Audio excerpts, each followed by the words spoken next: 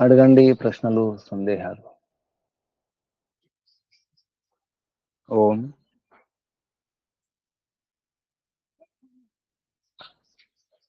గురుజీ నమస్తే గురుజీ. చెప్పండి. గురుజీ, ఈ 4వ ఖండంలో 4వ శ్లోకం గురించి, ఈ 4వ శ్లోకము ప్రకారంగా ఇక్కడ స్వరం అంటే పరమాత్మని చెప్పారు కదా గురుజీ. ఏషావు స్వరః యదా వా రుచాం ఆప్నోతి ఓమితి ఏవ అతిస్వరతి ఏవం సామ ఏవం యజుః ఏషః ఊ స్వరో. ఆ స్వరం ఏషః ఊ స్వర. ఊ అంటే స్వయంగా నిశ్చయంగా ఏష ఇదే స్వరం, ఓంకారమే. యత్ ఏతద్ అక్షరం నాశరహితమైనటువంటి అక్షరం అది. ఏతద్ అమృతం, అదే అమృతం, నాశనం లేని అభయం అది. తత్ ప్రవిశ్య, దాన్ని ప్రవేశించి ఆ ఓములో ప్రవేశించి అంటే భగవంతుల్లో ఆ రక్షణలో, పరమాత్మ యొక్క రక్షణలో ప్రవేశించి దేవతలు అమృతాహ అభయాహ అభవన్. ఆ విద్వాంసులు, వేద విద్వాంసులు అమృత అమరులైనారు, అభయులైనారు, భయం లేని వారైనారు అని చెప్పడం జరిగింది.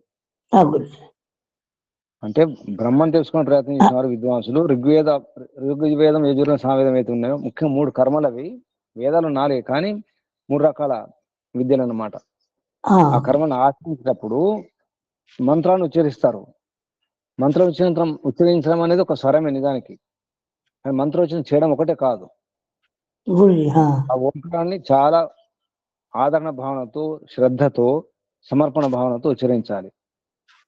మొత్తం పూర్తి భారం వేసి అంకితమై ఆ స్వరమే అమృతం, అభయం. అది విద్వాంసులు ఓంకార వాచ్యమైనటువంటి ఆ ఓంకారం ఏదైతే ఉందో దానికి సంబంధించి శక్తి, ఆదిశక్తి, పరమశక్తి ఉందో దాన్ని ఆశ్రయించినప్పుడు అమృతులు అవుతారు, అభయులు అవుతారని చెప్పడం జరిగింది ఇందులో.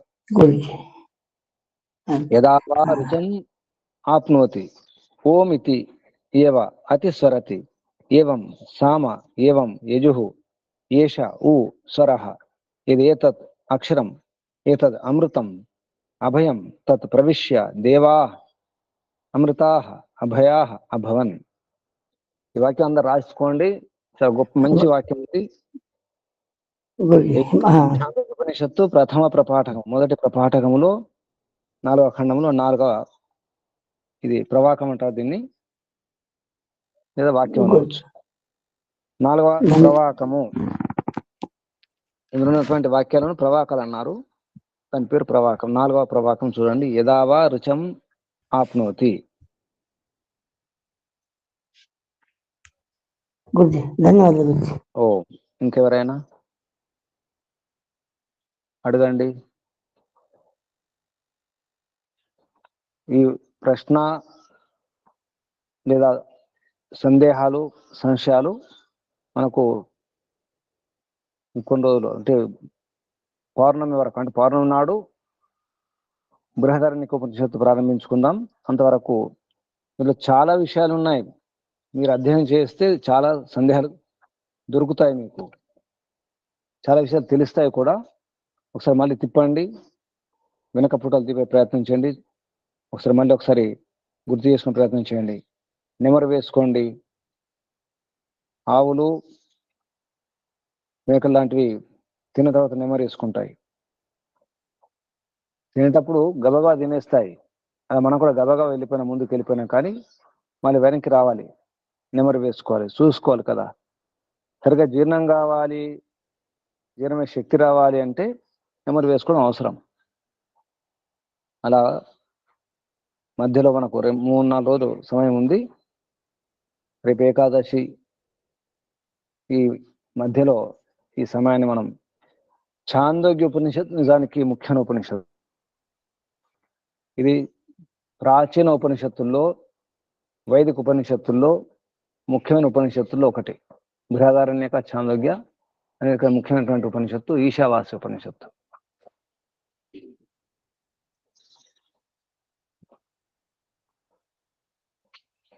చెప్పండి. ఇంకెవరైనా నమస్తే గురూజీ. చెప్పండి. గురూజీ, మొదటి మంత్రం ఓమిత్యేదత కృష్ణం మంత్రంలో అంటే ఈ ప్రవాకంలో ఉద్గీతం ఉపాసీత ఉద్గాయతి అని చెప్పారు. ఉద్గీతాన్ని అలాగే గానం ద్వారా ఓం తెలుసుకోమని చెప్తూ ఇక్కడ చతుర్వేద మంత్రాలు వాటిని తెలుసుకొని వాటిలో చెప్పబడినటువంటి ఆ వేదవీతి కర్మలు ఏవైతే ఉన్నాయో ఆ కర్మలు ఆచరిస్తూ మన జీవన శైలిని మార్చుకున్నప్పుడు అది మనకు పునర్జన్మ అంటే తిరిగి మరణం అంటే పునర్జన్మ రాకుండా ఉండటం. దాన్ని చేసుకోవటానికి ఇవి మనం రక్షిస్తున్నాయి కాబట్టి వీటిని కందస్తులని చెప్తున్నారు. ఆ వీతి కర్మలు కూడా అంటే నిష్కామంగా చేయాలి కదా గురూజీ. మళ్ళీ కామంతో చేస్తే ఆ కర్మలు కూడా వేదహిత కర్మలు కూడా వేదహిత కర్మలు చేయడమే నిజానికి నిష్కామ కర్మలు. అంటే దాన్ని మళ్ళీ ఏదో ఆశించి పేరు కోసం, ప్రతిష్ట కోసం, సన్మాన సత్కారాల కోసం కాకుండా సమర్పణతో, మనకు సంబంధం లేదు అంతే, చేసుకుంటూ వెళ్ళడం.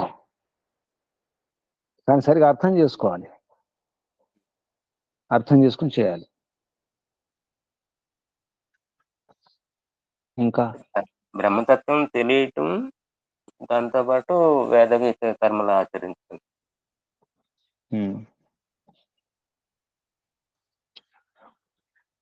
వేదంలో చెప్పినట్టుగా చేయడమే. అలా చేస్తూ 100 ఏళ్ళు జీవించడం కోరుకోవాలి. కుర్వన్నే వేహ కర్మ అని జీజీ విశేష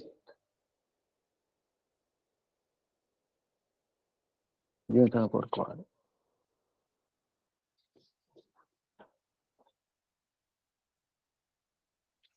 ఇది గమనించండి. ఇందులో ఈ చతుర్థ ఖండంలో మళ్ళీ అదే ప్రవాకం, అదే వాక్యం తీసుకున్నారు.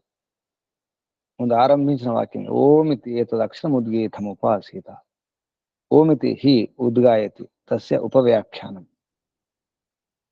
అంటే ఈ ఛాందోగ్యోపనిషత్తులో ఉన్న మొత్తం ఈ వ్యాఖ్యానం అంతా కూడా, ఉపవ్యాఖ్యానం అంతా కూడా అంటే ఈ వివరణ అన్నమాట.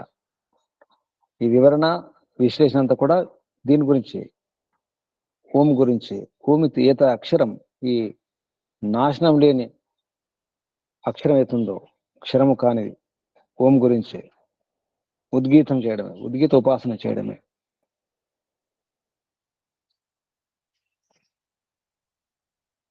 వేదవిహిత కర్మలు అంటే ఇక్కడ మనం ఇది యజ్ఞము, దానము, తపము, యోగము, ఈ కర్మలు మనం సంక్షిప్తంగా చెప్పుకోవాలనుకుంటే పంచమహాయజ్ఞాలు, అష్టాంగ యోగం, 2 మాటలు గుర్తుంచుకొని అన్ని వచ్చేస్తాయి. పంచమహాయజ్ఞాలు, అష్టాంగ యోగం, ఇది ఆచరిస్తే వేదహిత కర్మలు. ఏది ఆశించకుండా, ఏ కామన లేకుండా, నిష్కామ భావనతో.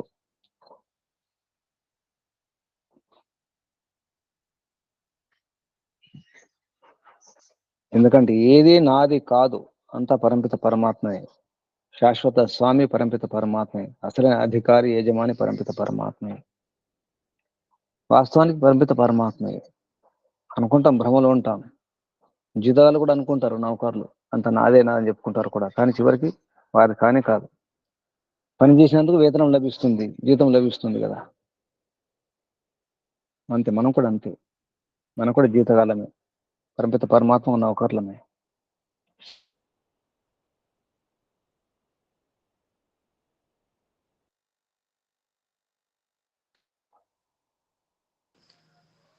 ఓం నమస్తే గురూజీ. ఓం నమస్తే గురూజీ, ధన్యవాదాలు.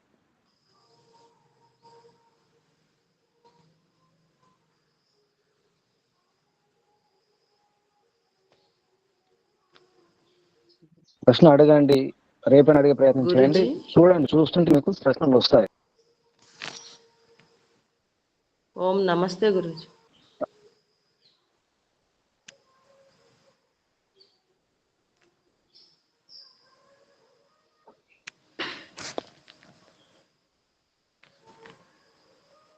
గురూజీ,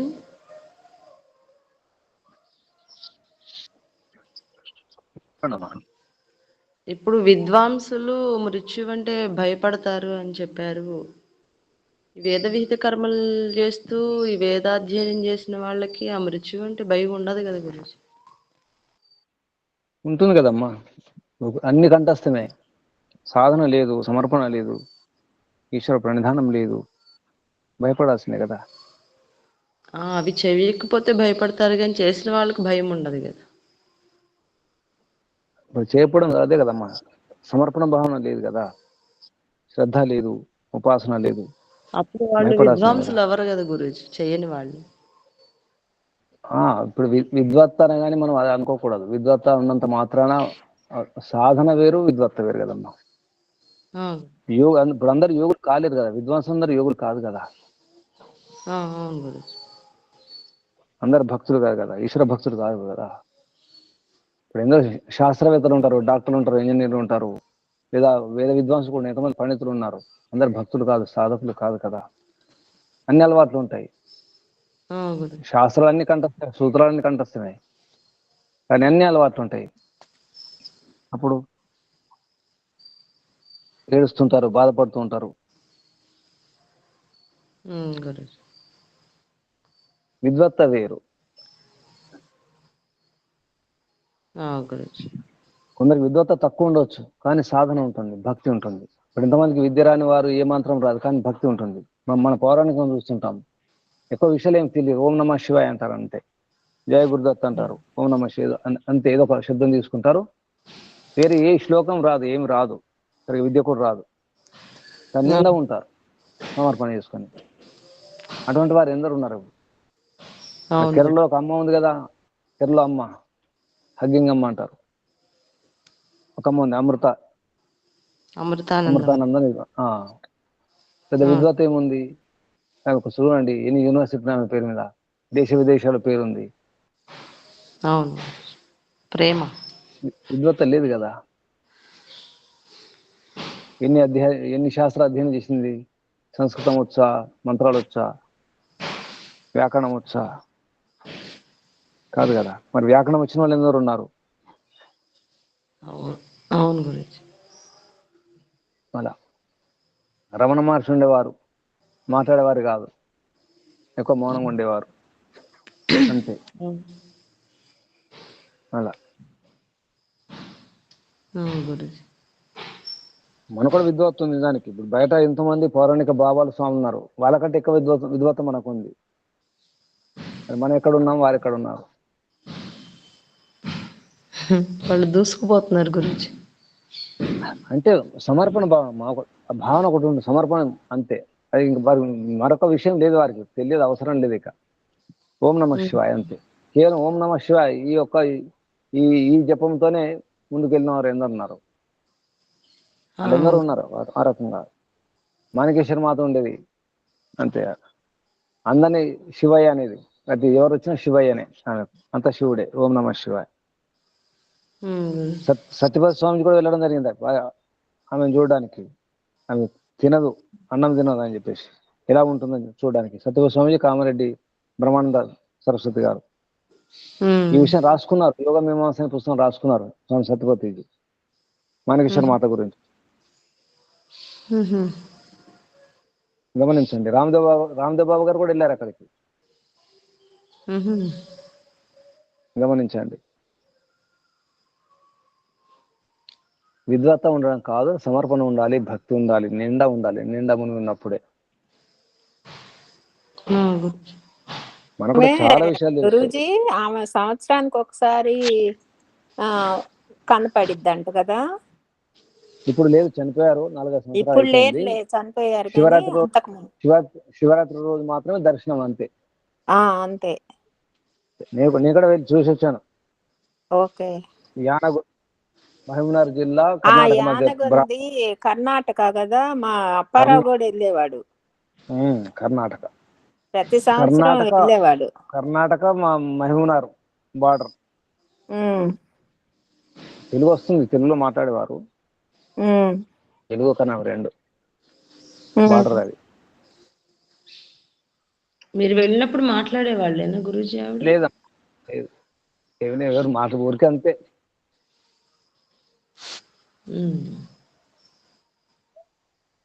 అప్పటికే ఆరోగ్యం చెడిపోయింది, లోపల ఉండేవారు.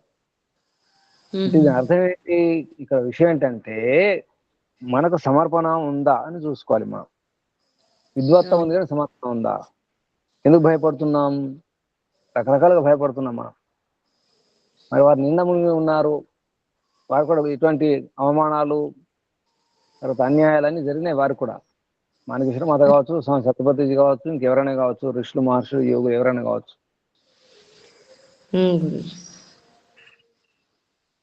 వారు కూడా తిట్లు వచ్చినాయి, దుష్ప్రచారం జరిగింది వారి గురించి కూడా, ఎంతో మంది గురించి.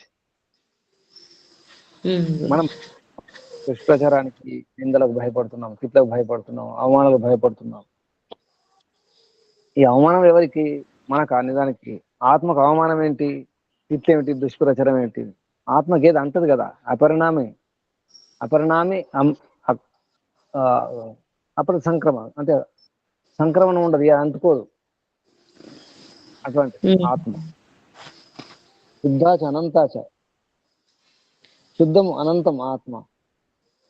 మరి ఆ భావన, అసలు విషయం అర్థమైందా మనకు? నేను ఆత్మను, నాకేది అంటుకోదు, ఈ నిందలు కానీ, దుష్ప్రచారాలు కానీ, ఈ ఆరోపణలు కానీ నాకు సంబంధం లేదు, ఈ కామక్రోధ లోభాలు కూడా నాకు సంబంధం లేదు, నిజానికి అదంతా మానసికములే అని అర్థమైందా? అసలు అలా ఒప్పుకుంటున్నామా?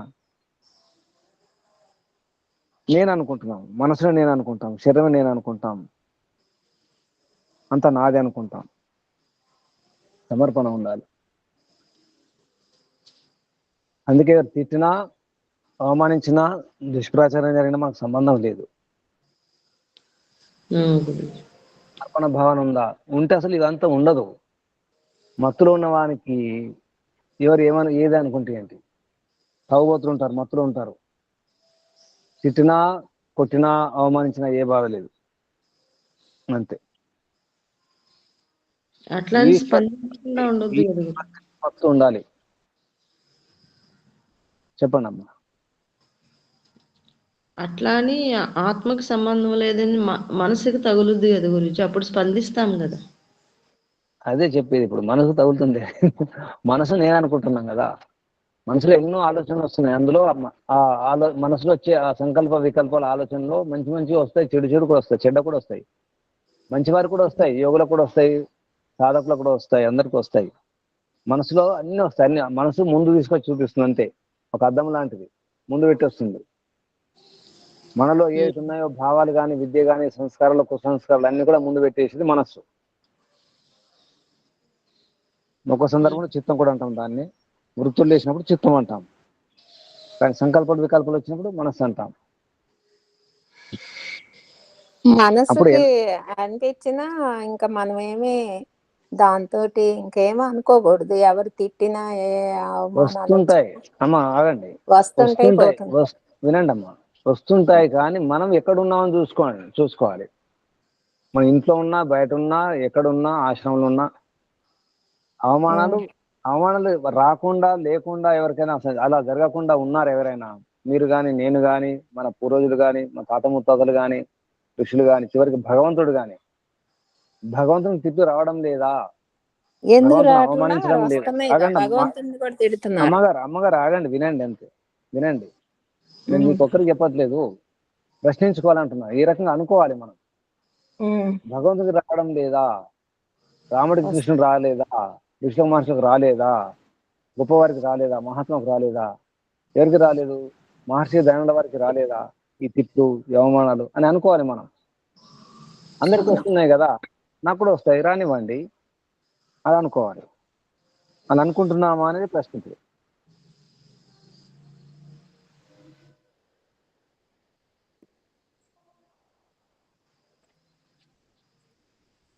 ఆత్మ నిరీక్షణ చేసుకోవాలి.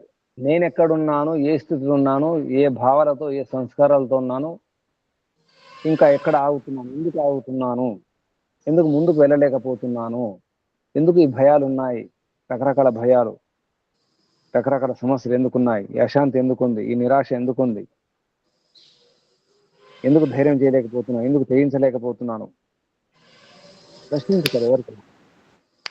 అప్పుడు ముందుకెళ్తాం. ఆటంకాలు ఉంటాయి, అందరికి ఆటంకాలు వస్తాయి. నాకు వస్తాయి, మీకు వస్తాయి, అందరికి వస్తాయి.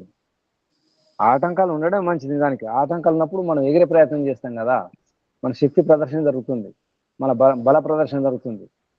పోటీ ఉండాలి, పరీక్షలు ఉండాలి, ఆటంకాలు ఉండాలి. నిరాటంకం చేసుకోవడానికి, అడ్డంకులను తొలగించుకోవడానికి ప్రయత్నం చేయాలి, చేస్తూనే ఉండాలి కదా. ఆటంకాలు ఉన్నాయని ఆగిపోతే అంటే మనకు ఆ బలం లేదా, తొలగించుకునే బలం లేదా, శక్తి లేదా, ఆ బుద్ధి లేదా, వివేకం లేదా, జ్ఞానం లేదా, అన్నీ ఉన్నాయి కదా, ఎందుకు వాడుకోలేకపోతున్నాం? చలేస్తుంది, కప్పుకోవడం అక్కడ దుప్పటి ఉంది, అన్నీ ఉన్నాయి, రగ్గులు ఉన్నాయి, షాలోలు ఉన్నాయి, అన్నీ ఉన్నాయి, స్వెటర్లు ఉన్నాయి, క్యాపులు ఉన్నాయి. చలిసని ఏరిస్తే ఏం లాభం? చలిసనే అనుకుంటున్నాం, చలి లేదు కప్పుకుంటే. మనల్ని మనం రక్షించుకోలేకపోతున్నాం. రక్షణ కూడా ఉంది, ఇల్లు ఉంది, షెల్టర్ ఉంది, అన్నీ ఉన్నాయి. ఆ షెల్టర్ కింద వెళ్ళలేకపోతున్నాం కదా.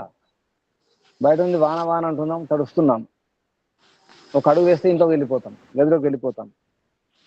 వర్షం తడుస్తూ వణుకుతుంటే ఎలా? వర్షంలో ఉన్న వణుకుతున్నాం, చలి అంటున్నాం, ఏడుస్తున్నాం చిన్నపిల్లల్లాగా. ఇంకా చిన్నపిల్లలమే. అది గమనించట్లేదు మనం. అన్ని ఉండి కూడా వాడుకోలేకపోతున్నాము. ఛాందోగ్య ఉపనిషత్తులో చెప్పేది నిజానికి ఆచరణ గురించి. ప్రయోగం చేసుకుని చూసుకోండి అంటారు. మధ్యలో వచ్చింది అన్నం తినకుండా ఉండండి, ఇప్పుడు చెప్పండి, మంత్రాలు చెప్పండి అంటే మంత్రాలు గుర్తుకు రావడం లేదు. శ్వేతకేతుకు యుద్ధాలకు తండ్రి ప్రయోగం చేయిస్తాడు, అన్నం తినకుండా ఉండండి ఇప్పుడు చెప్పండి అంటే చెప్పలేకపోయాడు, గుర్తుకు రావడం లేదు నాన్న అంటాడు. ఇప్పుడు తినిరాపో, తినొస్తాడు, అప్పుడు గుర్తుకొస్తాయి. అలా ప్రయోగం చేసి చూసుకోవాలి. మాటిమాటికి ఎన్నోసార్లు వచ్చింది ప్రయోగం చేసుకొని. సత్యకామునికి వాళ్ళ గురువు గారు ఏం చెప్పారు? ఆవులను తీసుకెళ్ళండి, 400 ఆవులను తీసుకెళ్ళండి, 1000 ఆవులు అయ్యే వరకు ఉండి రండి. అదంతా ఏమిటి? ఎంత ప్రయోగం కదా, ఆచరణ కదా. విషయం చెప్పారు అదే. మీరు చూసుకోండి, ఆచరించి చూడండి, ప్రయోగం చేసి చూసుకోండి. భగవంతుడు చెప్పేది ఆచరణ గురించే.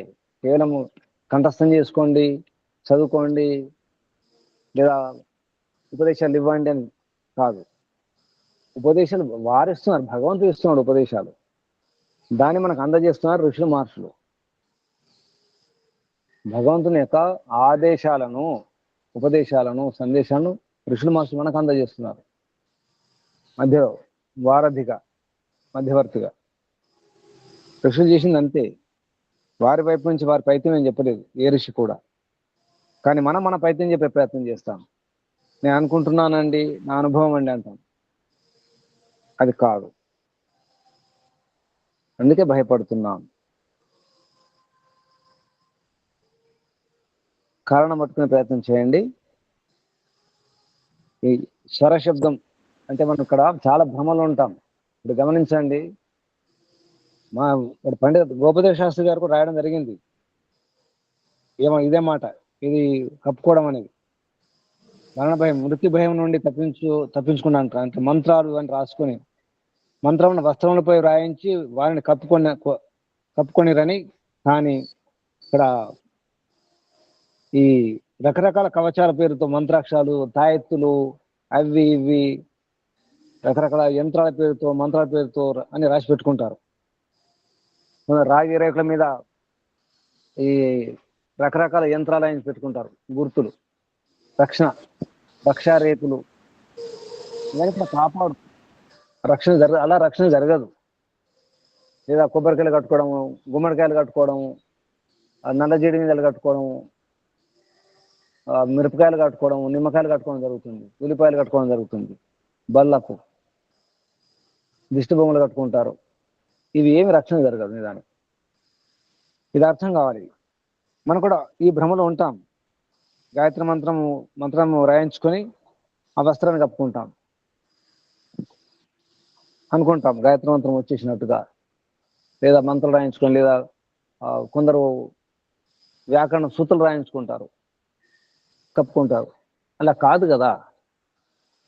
పుస్తకంలో అక్షరాలు ఉన్నాయి, మంత్రాలు, సూత్రాలు ఉన్నాయి, మనకు రావు కదా. పుస్తకం ఉంటే రావట్లేదు, పుస్తకం చేతిలో పట్టుకుంటే రావట్లేదు, ఆ పుస్తకాలను తల కింద పెట్టుకుని రావట్లేదు విద్య. అటువంటిది వస్త్రాలపైన రాయించుకొని కప్పుకుంటే కాదు కదా. అది ఆచ్ఛాదనం కాదు, అది దుప్పటి కాదు, ద్విపటం కాదు, అది రక్షణ కాదు, అది అమృతోపస్తనమస్సి కాదు, అమృత అభిధానమస్సి కాదు. భగవంతుడు అంటున్నాము, హే పరంపిత పరమాత్మ, నువ్వు అమృత ఉపస్తరణం, నువ్వు అమరం ఉపస్తరణం కూడా, కింద నుంచి రక్షించేది నీవే, అమృతం అభిధానం కూడా నీవే, శాశ్వతంగా రక్షించేది, పైనుంచి రక్షించేది నీవే, అన్ని వైపులా రక్షించేది నీవే అని చెప్పేసి మనం హవనం చేసే ముందు ఆచమనం చేస్తాం, భోజనం చేసే ముందు కూడా ఆచమనం చేస్తాం, ఈ మంత్రాలు చెప్పుకుంటాం, ఈ వాక్యాలే. కానీ ఆ భావన ఉందా, భగవంతుడు రక్షిస్తున్నాడు కింద నుంచి, మీద నుంచి, అటు నుంచి, ఇటు నుంచి, అన్ని వైపు నుంచి, ఆ సమర్పణ ఉందా చూసుకోవాలి ఎవరికి వారే. ఇది. ఇంకా సందేహాలు, ప్రశ్నలు, సూచనలు? నమస్తే గురూజీ, ధన్యవాదాలు. ఓం. వచ్చేది ఏకాదశి, రేపు ఏకాదశి రకరకాల వ్రతాలు చేస్తారు. ఉపవాసం ఉండడం మంచిదే, కానీ అందరూ ఉపవాసం ఉండాల్సిన అవసరం లేదు. ఎందుకంటే ఇప్పుడు ఆషాఢ మాసంలో వర్షాలు పెరుగుతుంటాయి, ముఖ్యంగా ఆరోగ్యం చెడిపోతుంది, జీర్ణశక్తి పోతుంది. తేలికగా జీర్ణమయ్యే పదార్థాలు తీసుకోవాలి, వేడివేడి పదార్థాలు తీసుకోవాలి. వండిన తర్వాత నిజానికి వాగ్భటుని పద్ధతి ప్రకారంగా 48 నిమిషాల లోపల తినేసేయాలి. మరి వేడి కాకుండా, పూర్తి చల్లని కాకుండా. ఇప్పుడు మన పద్ధతి ప్రకారం కనీసం 1 గంట అనుకోండి. వండిన తర్వాత గంట లోపల తినడం మంచిది ఈ కాలం. ఎందుకంటే వర్షాకాలం ఇప్పుడు మొదలైనట్టే రకరకాల సమస్యలు వస్తాయి. జీర్ణం కాకపోవడం, ముఖ్యంగా జాండీస్ లాంటి సమస్యలు కూడా వస్తాయి, లివర్ సమస్యలు వస్తాయి. జాగ్రత్తగా ఉండండి. చేదు తినే ప్రయత్నం చేయండి. నీలవేము, వేప చిగుళ్ళు, ఇప్పుడు వేప చిగుళ్ళు కూడా మంచి ఎర్రగా బాగా వస్తాయి, ఎక్కువ చేదు లేకుండా. వగరు కారం, వేపలో వగరు కారం అన్నీ ఉంటాయి. వగరు కారం చేదు, వేప చిగుళ్ళు, ఎర్రటి చిగుళ్ళు తినండి, లేకపోతే చిగుళ్ళు. నేల ఉసిరి కూడా దొరుకుతుంది, కింద ఉసిరికాయలు, చిన్న ఉసిరికాయలు ఉంటాయి, చేదు ఉంటాయి, తినే ప్రయత్నం చేయండి. ఇక సోమలత, తిప్పతిగే ఆకులు కానీ కాడలు కానీ తినే ప్రయత్నం చేయండి, చాలా బాగుంటుంది. అసలు తర్వాత మీకు జ్వరాలు కానీ, ఈ లివర్ సమస్యలు కానీ, జాండీస్ సమస్యలు కానీ, పైత్యం సమస్యలు కానీ ఉండవు. లేదా సులభంగా అంటే త్రికటు ఉంటుంది. త్రికటు అంటే శొంఠి పొడి, నల్ల మిరియాల పొడి, పిప్పళ్ళ పొడి మీరే తయారు చేసుకోవచ్చు. శొంఠి కొద్దిగా తీసుకోండి, ఎండబెట్టిన లేదా కొద్దిగా వేయించండి, కొంచెం పిప్పలు కూడా వేయించండి, నల్ల మిరియాలు పొడి కూడా సమానం కలుపుకొని తేనెతో తీసుకునే ప్రయత్నం చేయండి సమానంగా. త్రికటు కూడా బాగా పనిచేస్తుంది. ఇప్పుడు జాగ్రత్తగా ఉండే ప్రయత్నం చేయండి. అందుకే ఉపవాసం, ఏకాదశి నాడు ఉపవాసం అంటే ఇప్పటి నుంచి జాగ్రత్తగా ఉండని చెప్పడానికి. ఇక పౌరాణికంగా శయన ఏకాదశి అంటారు, తొలి ఏకాదశి అంటారు. విష్ణు పడుకుంటాడు అంటే, విష్ణు ఎవరు ఇక్కడ? సూర్యుడు. ఏ సూర్యుడు? మధ్యాహ్నం సూర్యుని విష్ణు అంటారు. విష్ణుడు వ్యాప్తో అంటే అంతటా మధ్యాహ్నం కిరణాలు మొత్తం వ్యాపించి ఉంటాయి, ఎక్కువ ఎండ కూడా ఉంటుంది మధ్యాహ్నం. ఆ మధ్యాహ్నం సూర్యుని విష్ణు అంటారు. అంటే ఎక్కువ ఎండలు లేకుండా ఉండే వాతావరణం, కాలం కాబట్టి ఇప్పుడు సూర్యుడు పడుకుంటాడని చెప్పేసి ఒక భావన. ఏ సూర్యుడు అంటే ఈ విష్ణు అనే సూర్యుడు. అందుకే దీన్ని శయన ఏకాదశి అంటారు. విష్ణు పడుకోవడం, 6 నెలల వరకు పడుకుంటాడు, 6 నెలల తర్వాత మళ్ళీ లేస్తాడు. ముక్కోటి ఏకాదశి. ఇలా రకరకాల పేర్లతో అసలు విషయాన్ని, అసలు రహస్యాన్ని మర్చిపోయి చేయడం జరిగింది. కానీ అర్థం ఉంది. ఉపవాసాలు ఉండండి, కానీ ఆరోగ్యం చూసుకొని ఉపవాసం ఉండే ప్రయత్నం చేయండి. అందరూ ఉపవాసం ఉండాల్సిన అవసరం లేదు. కొందరు నిర్జల ఉపవాసం చేస్తారు, నీరు కూడా తాగకుండా. అది అంత అవసరం లేదు. పళ్ళు తీసుకోవచ్చు, పాలు తీసుకోవచ్చు, చూసుకోండి. తేనె, నిమ్మరసం కూడా తీసుకోవచ్చు ఉపవాసంలో.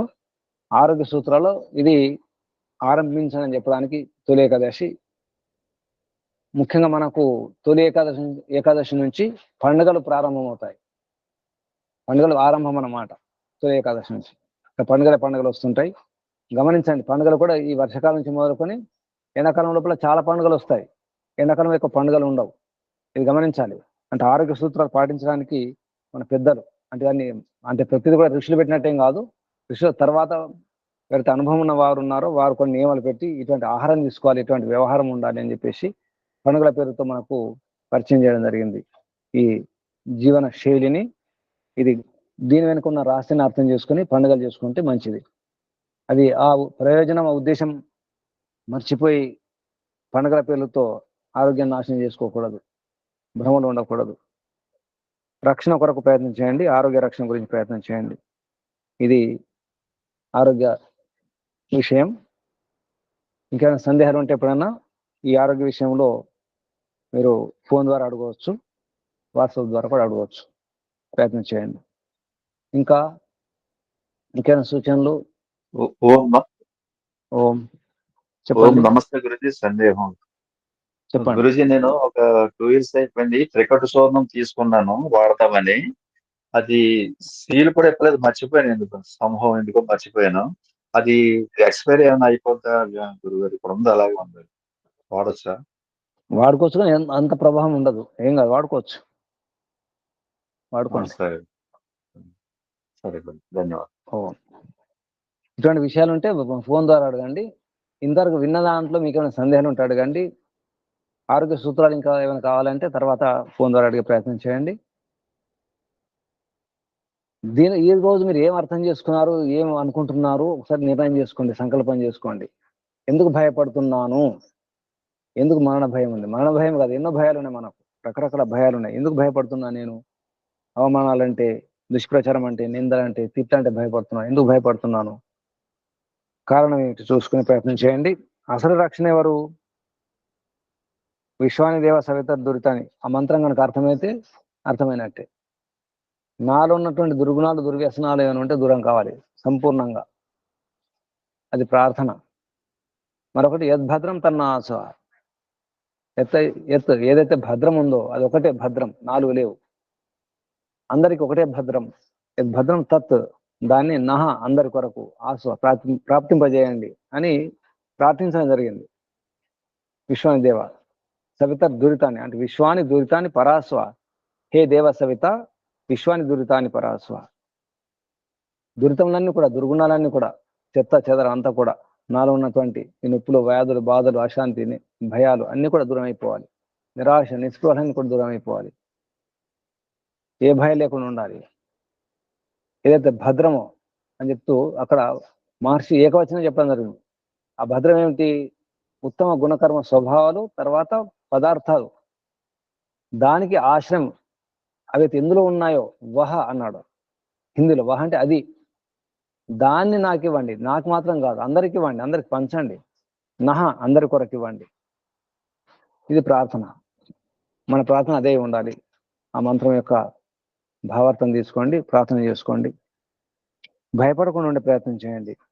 కారణం పట్టుకొని ప్రయత్నం చేయాలి. సమస్యలు వచ్చినా, అశాంతి వచ్చినా, భయాలు వచ్చినా, వ్యాధులు వచ్చినా, ఏమొచ్చినా కారణం లేకుండా ఏ వ్యాధి లేదు, ఏ బాధ లేదు, ఏ సమస్య లేదు.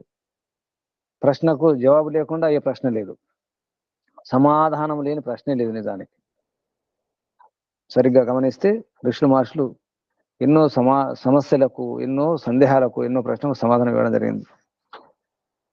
తెలుసుకునే ప్రయత్నం చేద్దాం, తరించే ప్రయత్నం చేద్దాం. మంచి అవకాశం, శుభం. తర్వాత వచ్చేది గురు పౌర్ణమి, అది కూడా గమనించండి. గురు పౌర్ణమి నిజానికి వ్యాసుని జన్మదినోత్సవం అంటారు. దాని అర్థం ఏంటి? వ్యాసుని ఏమంటారు? వేద వ్యాసుడు అంటారు.